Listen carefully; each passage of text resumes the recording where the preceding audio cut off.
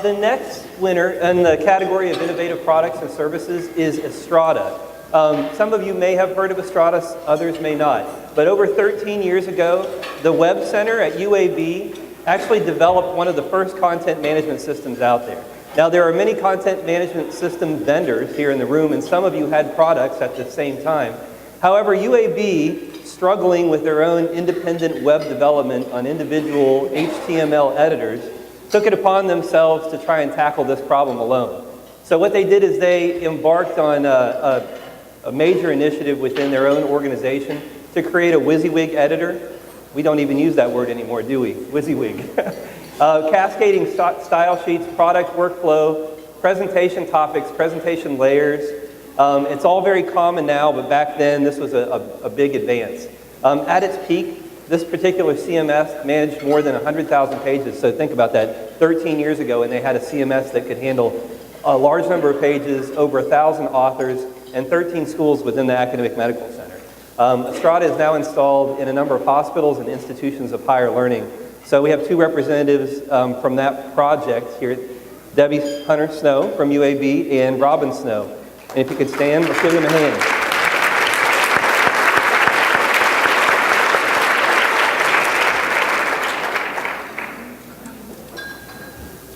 Who hasn't heard of WebMD? Isn't that amazing? They actually made a nice presentation at this conference about 14 years ago. So WebMD started a long time ago in this industry. They were obviously a pioneer and had a vision that many of us didn't have at the time. They've brought many innovations to healthcare by helping consumers take control of their own health, by making it easier for doctors and healthcare professionals to access clinical reference materials, and by enabling employers and health plans to provide their employees and plan members with access to personalized information. We all know www.webmd.com, but their network also includes a number of other things, such as Medscape, RxList, eMedicine Health, MedicineNet.com, theheart.org, and drugs.com.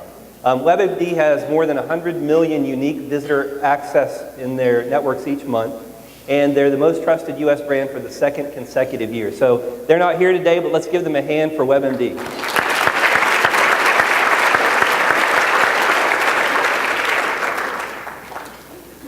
And the last inductee is an innovative individual that many of you know, and I'll talk more about John in a few minutes, but I just want to tell you a little bit about John Udes. He was one of the founders of Greystone. He's also one of the chief architects and probably the first guy to really come up with the whole concept and start to map out the Healthcare Internet Conference. John spent over 35 years in both traditional and interactive marketing. He was one of the first to understand and leverage the whole idea around call centers and physician relations. He created an early electronic catalog for referring physician that was called eCat, and it was distributed via floppy disk to a number of different providers and hospitals within the system. He co-founded Greystone.Net. He also saw the value of health content for a website and helped to develop that product for Greystone. He was the chief architect, as I mentioned, of this conference. It started back when most people thought that the internet was just a fad and would eventually go away. He was active, obviously, in many industry organizations, and there are folks in the room who know him from a lot of different avenues of his life. He was a mentor and he was an innovator to many of us, and he impacted both the industry and many of the people in it. So his wife, Joanne Udes, is here today, and Joanne, if you can stand up, let's all give Joanne a round of applause for John Udes.